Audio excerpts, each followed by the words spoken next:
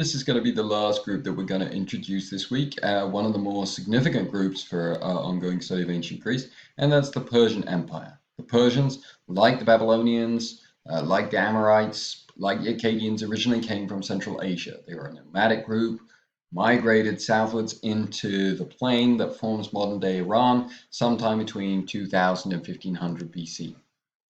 And they lived here for about a millennium in small tribal groups.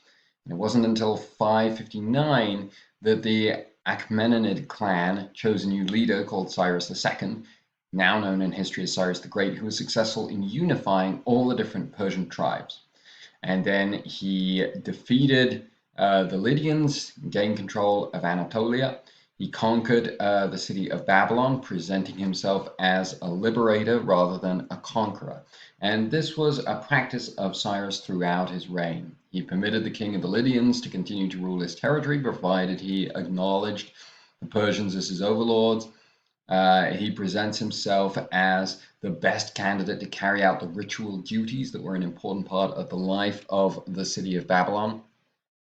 And he takes the ancient Mesopotamian title of King of Sumer and Akkad. He allows the Jews who had been deported by Nebuchadnezzar, deported to Babylon, he allows them to return to their homeland.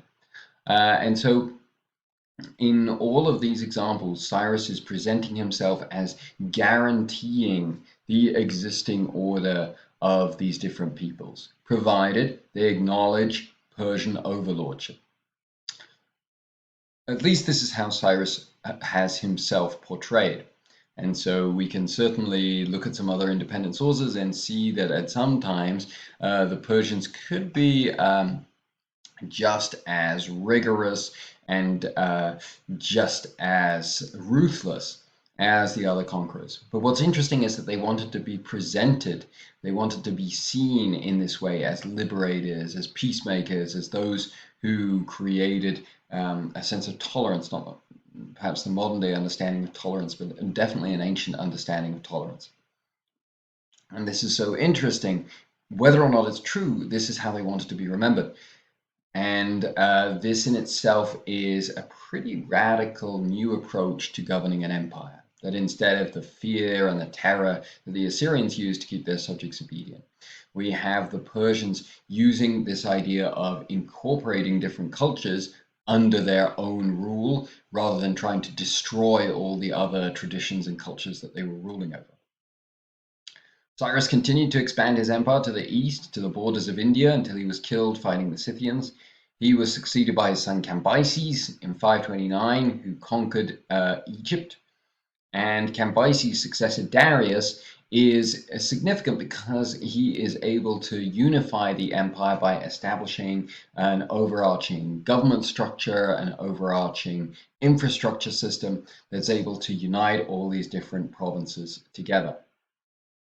And so now we have a new Persian Empire, the largest empire in the history of the ancient Middle East, that's been established by around 500 BC.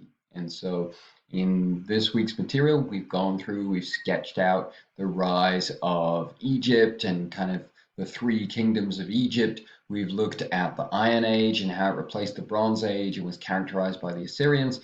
And now we've looked at the rise of the Persians. So I hope that this, as I said, this is a lot of material to cover, but I hope that it's given you a sense of perspective, who the other major players in the Eastern Mediterranean are. And next week, we're going to tackle the Greeks.